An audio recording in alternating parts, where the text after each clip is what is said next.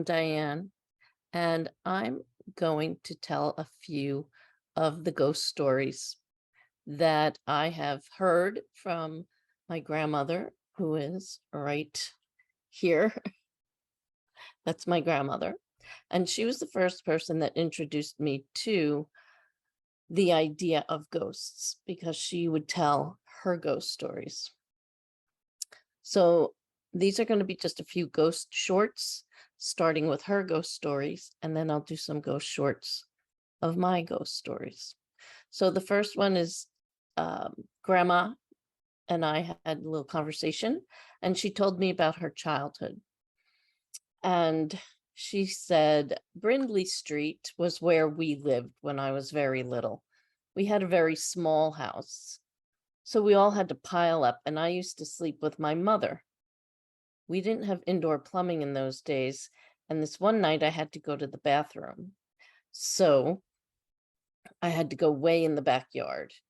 But as I was going through the kitchen, there was this tall woman, all dressed beautifully in a gray dress, with a pin at her throat, and her hair piled high.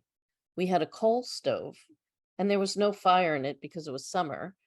And in order to iron, you had to put your what we called sad irons on the stove to heat and use a hot pan holder to hold the handle when you ironed.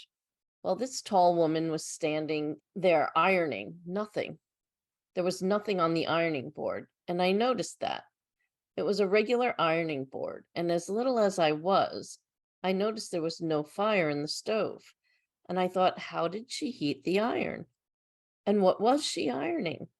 So all I said to her was, I'm going to the bathroom. She didn't say a word. She just shook her head. And I went to the bathroom. And when I came back, she was gone. The ironing board was gone and everything. This was late at night. In those days, you had lamps. So you got tired pretty early and the lamp wasn't on. So she was ironing in the dark. We had little lamps in the bedroom turned low, so you could see with that, and the moon was shining, so I could see.